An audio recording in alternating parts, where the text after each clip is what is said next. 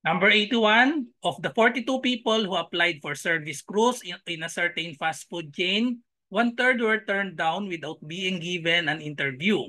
If 3/7 of the remaining applicants were hired, how many applicants were given jobs? So ang choices 9, 12, 14, and 18.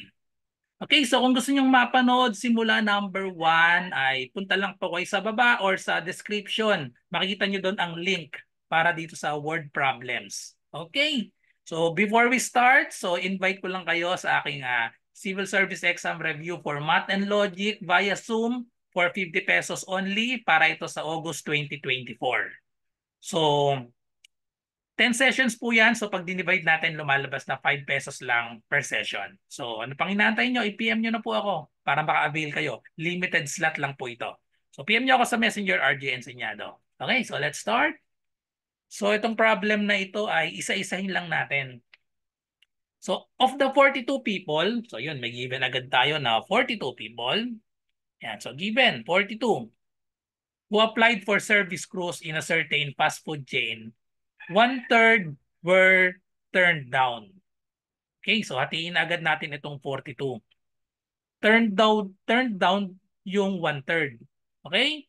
So paano natin, one-third, edi kunin lang natin yung one-third ng 42. Okay? So one-third ng 42, divide lang natin ito, 42 divided by 3, that is 14. Okay? Ito yung turned down.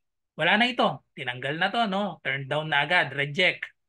So kung one-third of 42 yung turned down, pwedeng isubtract na lang natin 42 minus 4 minus 14. Or pwede rin, one-third yung turned down. So two-thirds yung isa. Two-thirds times 42, that is equal to 28. Okay? So ito yung 28, ito yung i-interviewin. Okay? So ito yung remaining. Okay, remaining. Turned down yung turned down na yung 14. Okay, so para pwede nyo i-multiply itong 42 sa 2/3 or mas madali, may 40 na tayo na tinurn down. Subtract nyo na lang. 42 minus 14, the answer is 28. Ito yung remaining. So ang sabi, 3/7 of the remaining. So ito na yon. 3/7 of the remaining applicants were hired.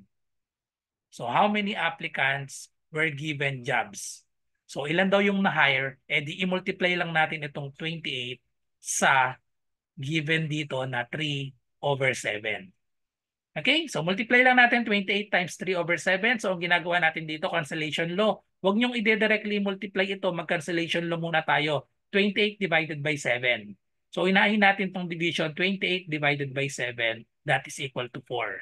So magiging sagutan natin, 4 times 3, that is equal to 12. So the correct answer is letter B, 12.